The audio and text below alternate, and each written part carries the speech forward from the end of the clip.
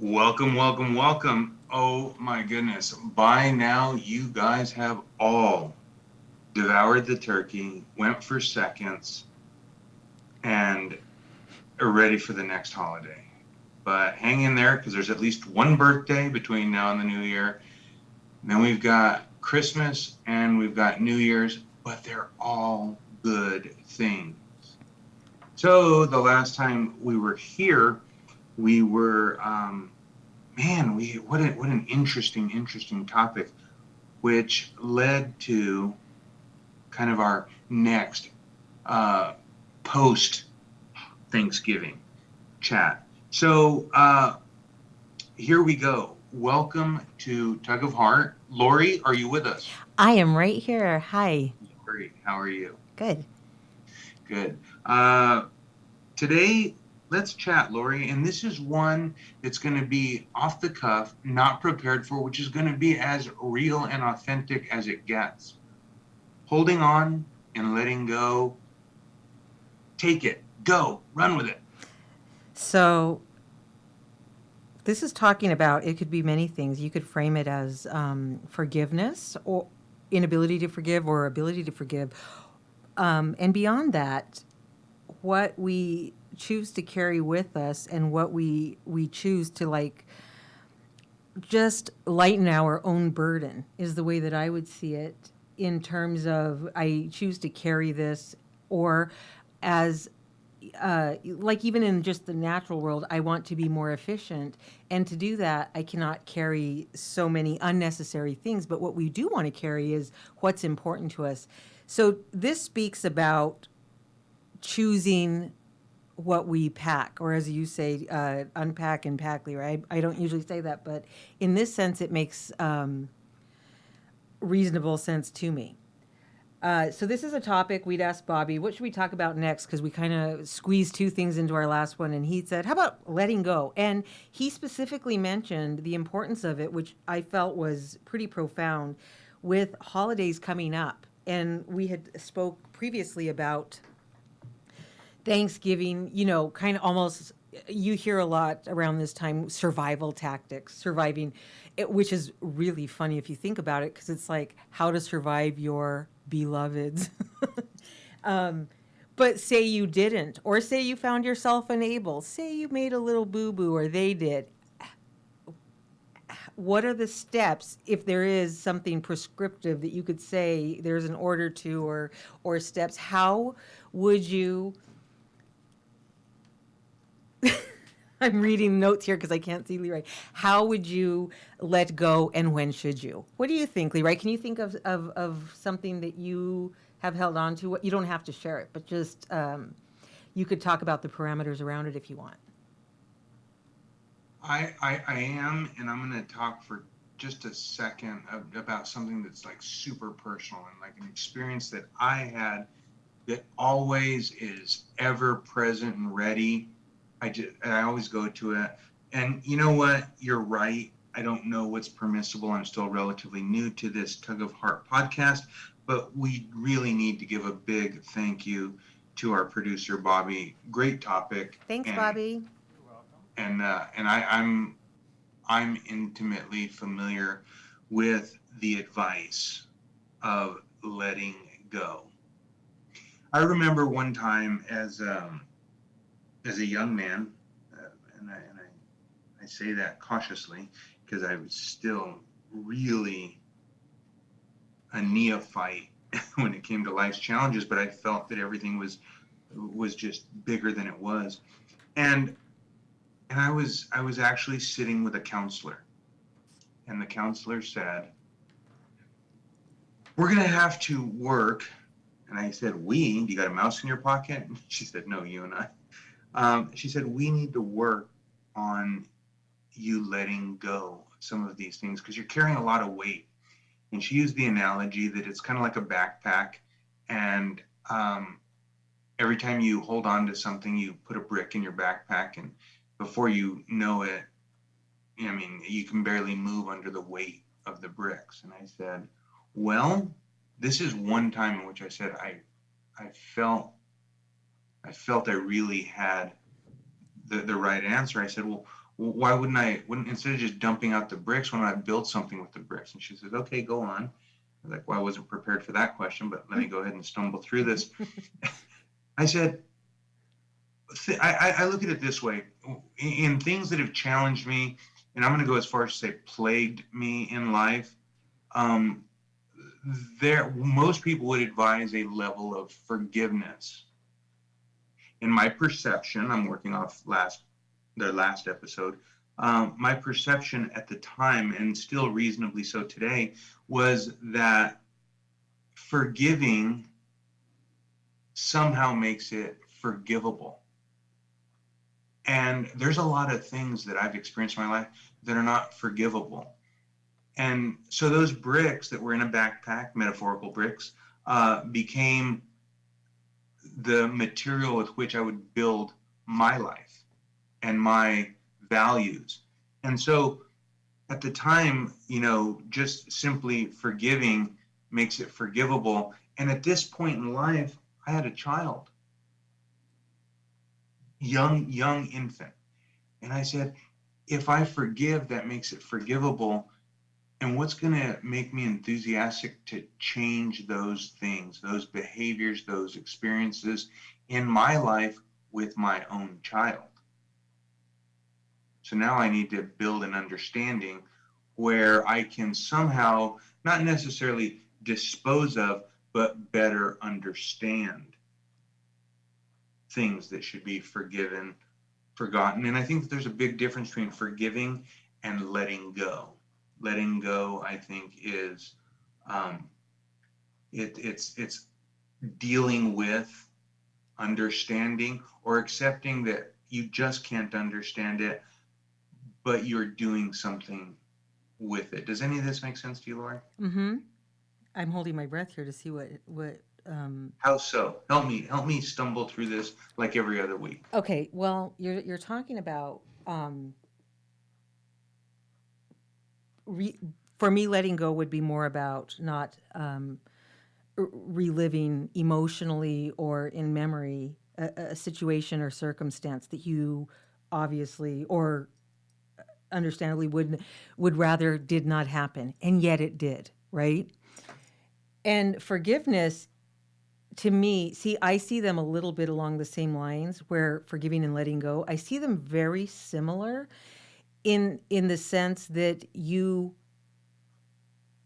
arrive on the other side of that situation, right? That was hurtful or damaging if it was worse. And when we let go, we're on the other side. If we forgive, we're on the other side with the offender. And we've said that we give them permission to be on that side as well. What I think would be damaging, I think it would be okay to say, I let go and I'm on this side. I'm not ready to forgive. That's honest. And that's the best place to operate from, if nothing else. Now, what I do think would be tremendously hurtful for a person would be if they say, I am on this side and I want to hold you on the other side. That doesn't line up with the nature of life because there is time, right? And time has truly passed. So you are trying to almost like lock a person, and I don't mean you, Leroy. I mean, we would be trying to lock a person into something. So there's forgiving and letting go. And then there's this other idea of holding somebody to something so strongly that now it's not that you're only carrying this material with you, which is hindering, right?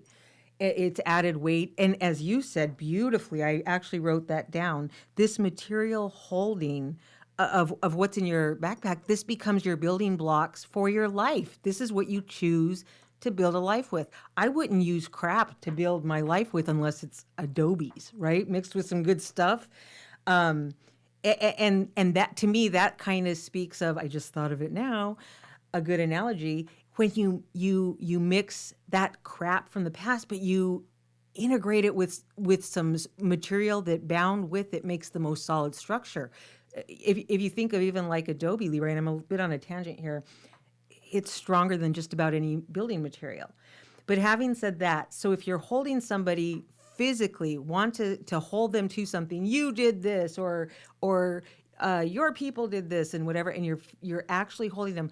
Now you have that extra yoke around your own neck, that weight, which makes it hard to operate. You're choosing this unsatisfactory material to build with, and you're exerting the energy of trying to press them down from your already weakened state.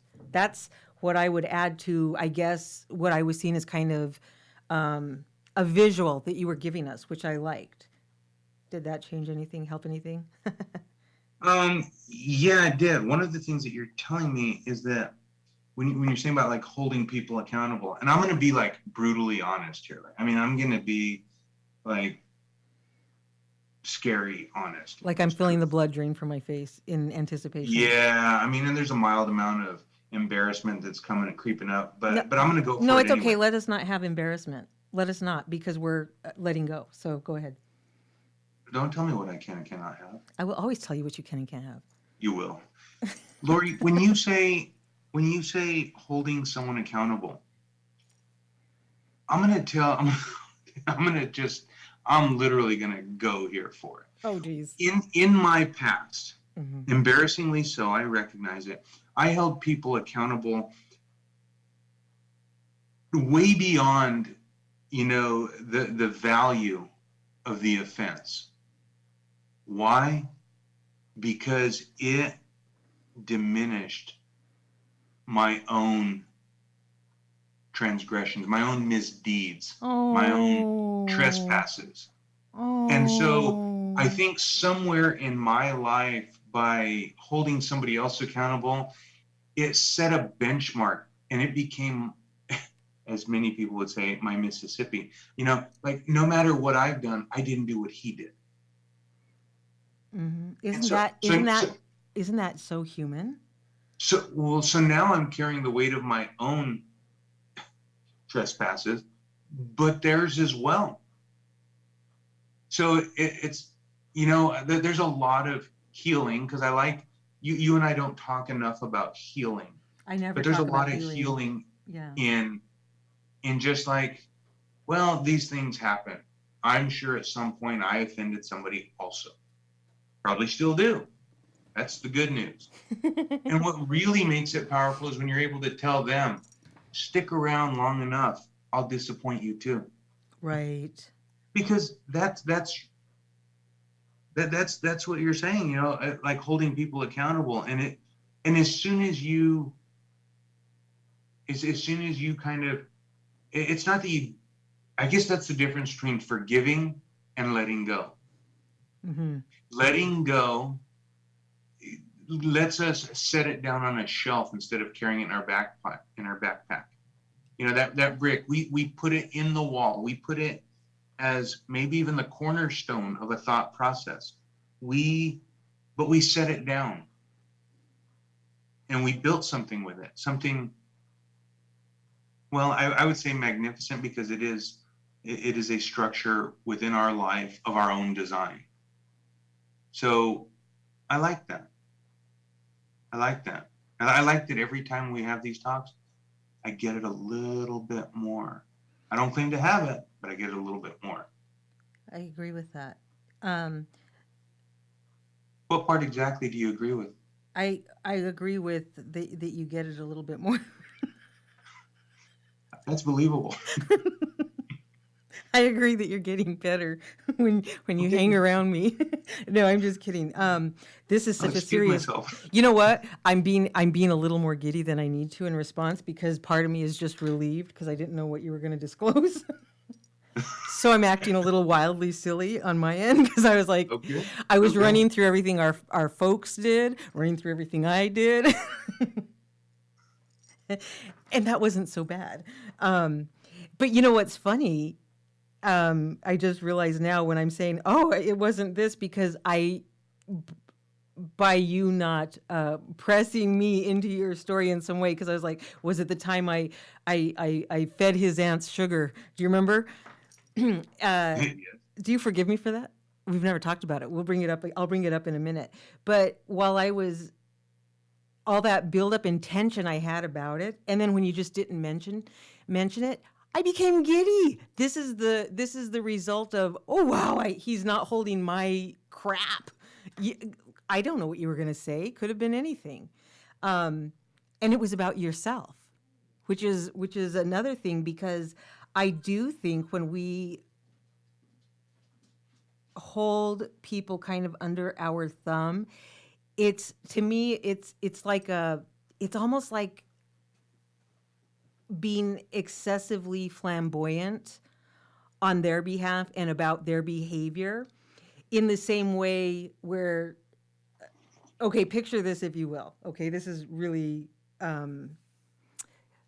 don't even know if it's an appropriate way to look at it, but whatever. So say the holier than thou person goes into church with the beautiful hat and everything, like, or the praying veil. And I remember as a child, when I would see anybody do that, I would always think, oh my gosh, that, like, all I could see was, I feel like they're telling me, look at my hat, don't look at me. Look at my praying veil, don't look at me. And so they would do this like exaggeration atop their head so that we would not see the weak and vulnerable person beneath, right? So that makes me think of myself when I hold something against somebody. It keeps me in a place where I don't have to address my own shortcomings. But I also think more than that, it makes, on some level, some of my own offenses justifiable. And when you're coming from a place of within the heart and in that honesty, when you said, like, if you're being completely honest, just what's there, not censoring on its way up, not withholding a little bit of that information to soften the blow of here's Lori and it's ugly, but part of justification and saying it because I behave like this. But if we're really honest, you'd have to say nothing ever excuses any wrongdoing I've done. Not saying, well, somebody else does it too. That's really poor reasoning, and it's a really low level of argument, right? I'm gonna go a step further. Oh, I just saw raising hand. And again, I mean, like, I have no idea. We talked a little bit about compulsion a few episodes back, and I'm compelled to like reveal a whole bunch of stuff.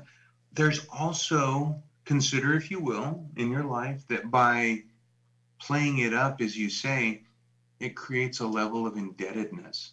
Yes, 100%. That is the point. Which we like. Right. You're beholden to me. You are beholden to me. We become the bank. Right. And somebody. The lender, yep, if you will. Mm-hmm. And that, because we know our own nature. So maybe, just maybe, by saying this, we're basically putting one in the kitty, as they say, for the next time we do something bad. Well, yeah, because we know what we're saying is, it is an inevitability that I'm going to be rotten. How do you spell that?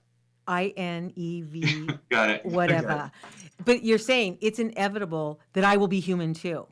And I want some security in that. And go on with what you're saying about the bank. But yeah, I think that's exactly what you're doing. So that's an ugly characteristic that I know I have felt in the past. Being flamboyant, building it up as something greater than it is. I wasn't picturing you when I said that, by the way. I was picturing me. Go ahead. No, I'm just disclosing ugly truth about myself. No, I mean, I know that I have felt that in the past. Like, oh my God, this is terrible. What you've done is like, oh my God, like unforgivable. Yeah, get the light. Somebody has a spotlight. Where's the microphone? Where's the spot? Look at them. Right? Maybe it's just a way of building, it was a way of building myself up. Like, look at me, I could overcome this, When I think it's a way to avoid having that deep look within at our own heart. And again, I'm speaking for myself, because sometimes when we're like, look at what this person's doing, what this group is doing, so on the one hand, we're saying, look at them, don't look at me. That's that kind of, but when we start to make their transgressions very flamboyant, we're also saying, I have no intention of changing, because guess what? I'm not that. And so we avoid having that inner look by saying, who am I? Who am I really? Because who I really am is good and bad, but not uniquely good and not uniquely bad, right? I am both, just like every other person. But when I raise the attention of somebody else's just failure at to thrive as a human, as we all have, what I'm saying is I can postpone having to look at my own wretchedness by saying, who am I? Who am I? I'll tell you who I am. I'm not that. And honestly, that's not a good enough answer, right? That falls short because that's not what was asked. What we I should think be that asking that's is, who probably, am I? I think that closely identifies the similarities when you say, look at me, look what you, who am I? I'm not that. You just said how close you really are to that. Oh, yeah. Yeah. So what about the things that we, holding on and letting go? So there's things we gotta let go and holding on, and all we're talking about is pain. But what about holding on to things that are just really give lift Yeah. to our Cherish. weight? Yeah. Worthy. What about the things we're supposed to hold on to? Um, well, the way that I'll tell you oh, what, go I ahead. held on to a lot of that turkey. I weighed myself. Okay, bad joke, but I'm go just ahead. I'm just happy because you gave me that momentary look at him, and I could just giggle instead of mentioning myself there. Okay. Um, what did you say? What did you say before that? I lost train of thought with the turkey. What Oh, should we hold on to? oh, okay. So the way that I will answer that is with the word, which I've used before on this, and it's you hold on to what's worthy of holding on to, which means it has a worth, right? That's and so you want to hold on like worth has everything to do with value in that it completes something or does something for you that is good. And also, it can at times be rare if our focus is somewhere else. So, what we're saying is it's worth our while and worth our energy, right? That is right. I mean, think about what do we hold on to? Pictures. We all hold on to pictures. And thank goodness for modern day smartphones because they hold on to thousands of them.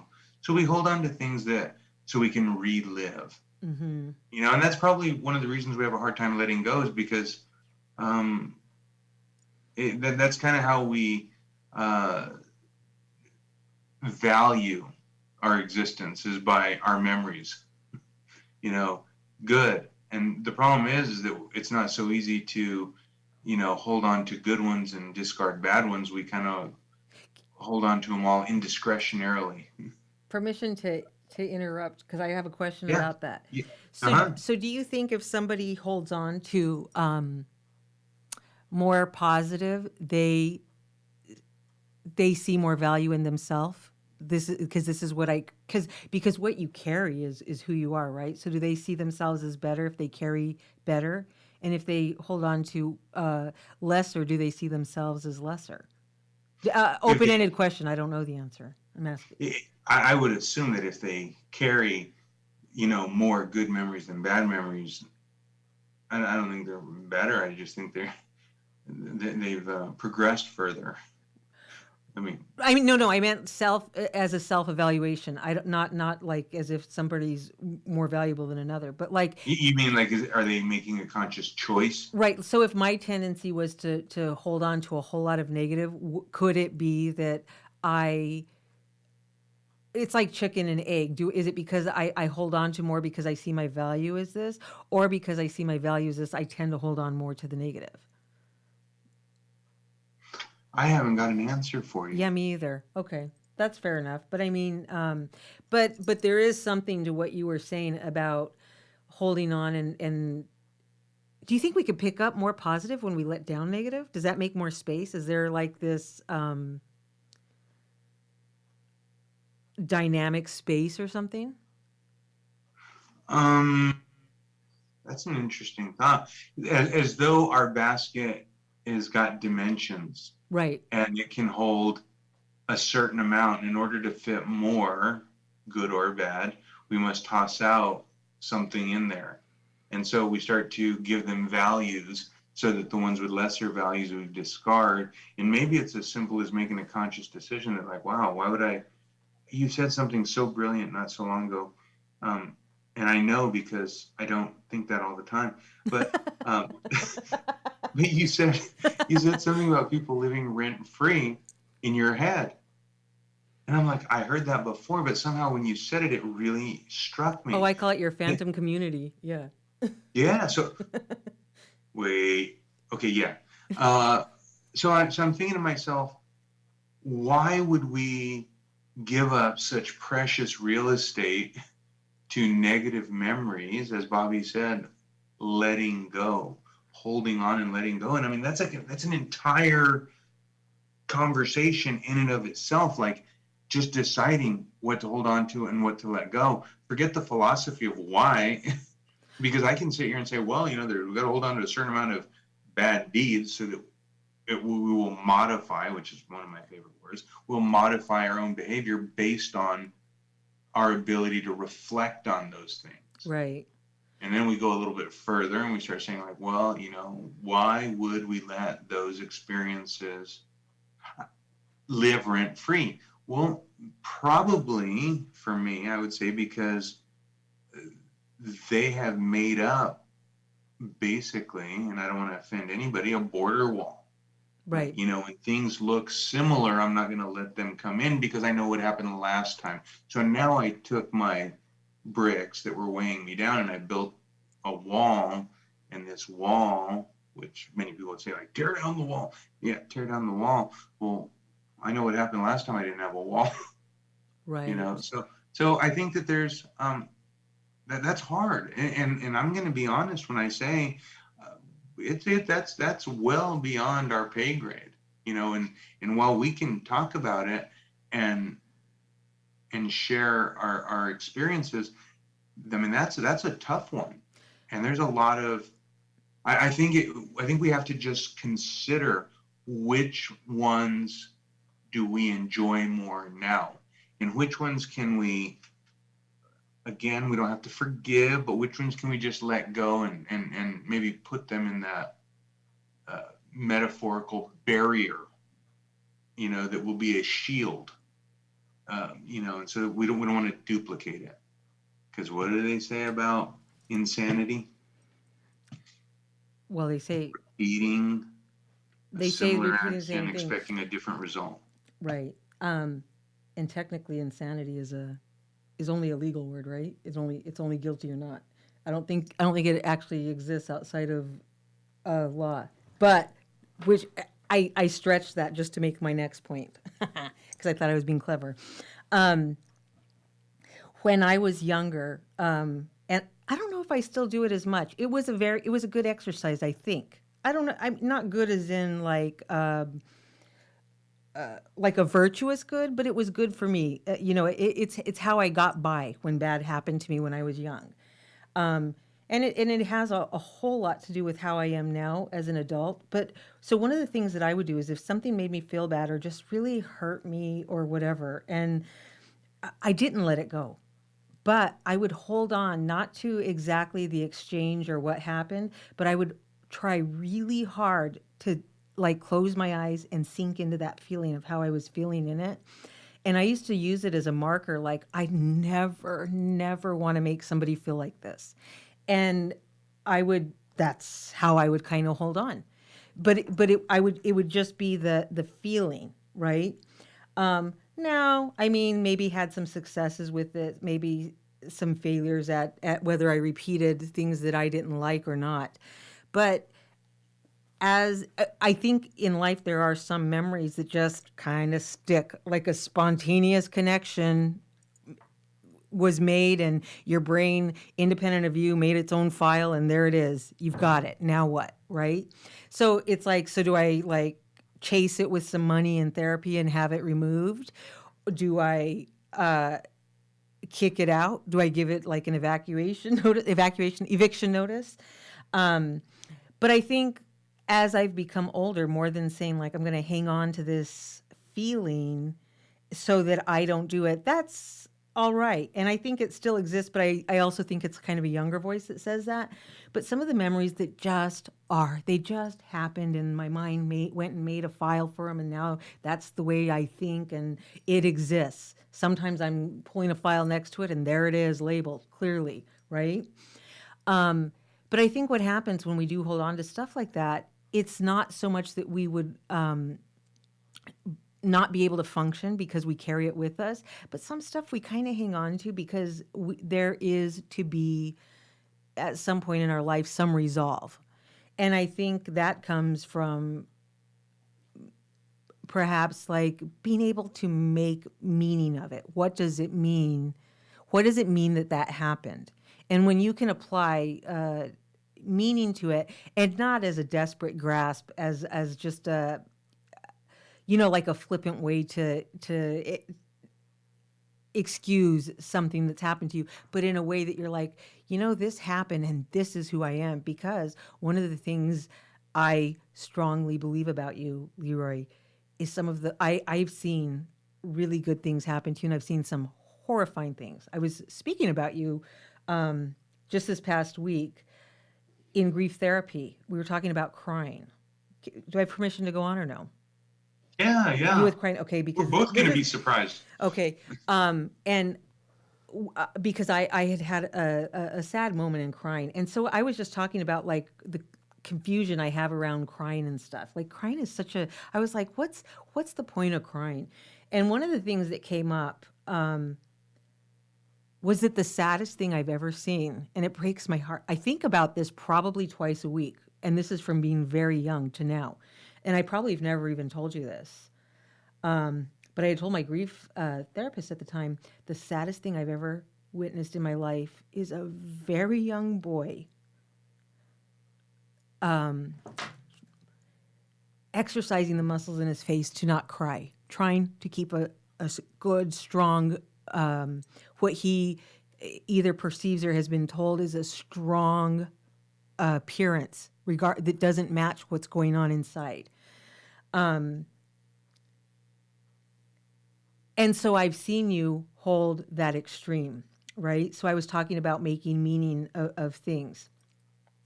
And I don't know how you feel about it, but I'm talking about like a 4 or 5-year-old boy, just like that stiff upper lip. And it is something that, if you want to call it, that is one of my phantoms. It haunts me like a couple times a week where that's one of the things I picture like, and so I have a very big tender spot for very young children, and I can probably go a little too far the other direction because I never want a child to feel like that. But would I change it? If I could spare you that, would I? Here's the next part. No, I wouldn't change that about you, because your greatest strengths, a lot of them are built on that little boy. And so in that sense, I would have to make somewhat of a case for holding on to even any negative experience we've had. Does that make sense to you? Yeah, yeah. The funny thing is, I know that little boy. I know, Um, probably better than I do. Maybe not. I don't know. But yeah. I, we talked a few episodes past about Will, our Will, Mm-hmm. and something in me as a young child, said, take it all. You could take everything, but what you can't take is my will. Yes. Yes. My will for contentment, my will for happiness, my will to triumphantly Mm-hmm. do something wrong again. My will is unwavering, it's non-negotiable. I won't I won't sell it to be spared the rod. Absolutely. And so I get what you're saying, but I'm glad. I'm glad that I held on to that. At the time, probably was a stiff upper lip. It probably was tough. I mean, I remember it being tough.